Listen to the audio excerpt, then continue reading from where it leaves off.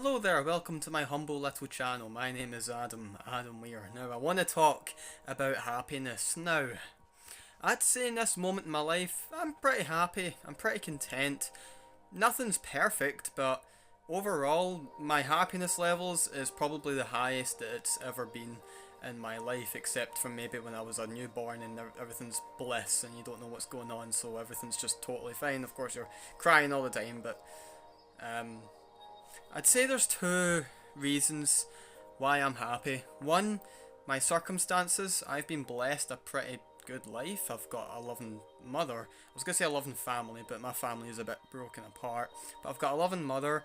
I've got a roof over my head. I've got food and water. I live in a good place. I'm relatively safe. Of course, there's still some evil people out there, but overall, my life is pretty peaceful and good, at least in this moment in time. Touch wood, touch the little bracelet that I'm wearing because it's made of wood. I don't believe touching wood does anything, but my mum does it, so now I do it. It's just a wee habit.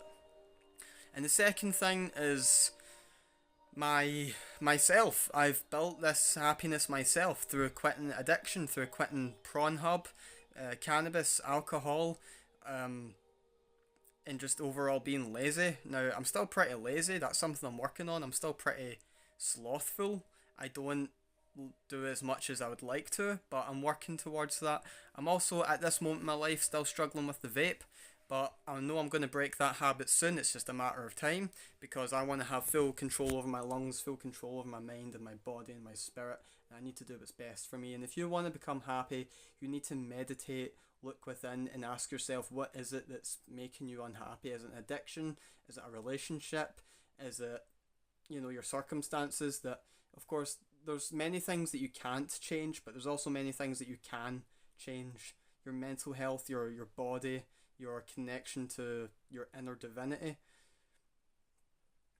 And when you realize, the root cause of your problems, maybe you have to go to therapy, maybe you have to see a psychologist or something, whatever it takes, look within and you'll find all the answers within yourself and become someone that you would want to look up to, become that higher version of yourself, become the best version of yourself. And you hear this all the time, don't compare yourself to others, compare yourself to who you were yesterday. And that's the best way to make progress, because you're not chasing someone's day 100 by starting at your day 1, if that makes sense. So, do the right things, exercise, meditate, build hobbies, but find something that really interests you and put your heart and soul into it. Do something that gives you purpose. Give yourself a reason to wake up in the morning. I actually look forward to waking up in the morning, which hasn't always been the case throughout my life. I've been through phases where I hate waking up in the morning and I end up sleeping in for ages, or I actually wake up and I'm like, yes, another day, another opportunity to do great things and feel good and make steps towards becoming a greater person. When you find your purpose and you find your meaning within life and you realize your inner strength, happiness just kind of comes with it. You have to become a stoic and react less to circumstances that you don't control over, instead focus on the things that you can control, because there's many things you can control, even if you're in a moment in your life where it may not seem like that. Believe me, there is a light at the end of the tunnel, and you can pray to God and ask him to make everything better for you, but that's not how God works. If you want to make a change in your life, you have to I don't like to pray personally. I like to meditate. I like to meditate and ask myself, what's the changes I want to see in the world and what changes do I want to make in myself. You make steps towards becoming that ideal version of yourself, and you meet God halfway there.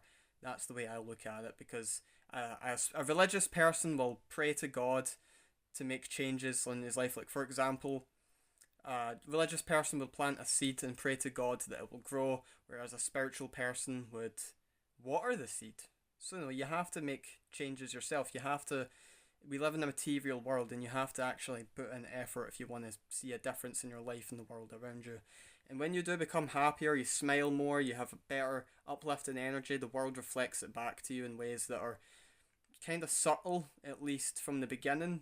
I'm still in the early stages of my life. I've got so many more wacky experiences to have. I've got so many more secrets of the universe to uncover. And I look forward to realizing these things and realizing my purpose and my inner strength and having a stronger connection with the universe and becoming more one with it than ever. So yeah, train your body, train your mind, train your spirit, and you will become a happier person. It's not an overnight process, it takes a while, but it is so worth it. But yeah, that's all I have for you. I really appreciate you to stick it to the end and watch this video. That makes my day. So stop getting high on YouTube and start getting high on life. May the universe guide you. I just realised my finger was in the way. I apologise.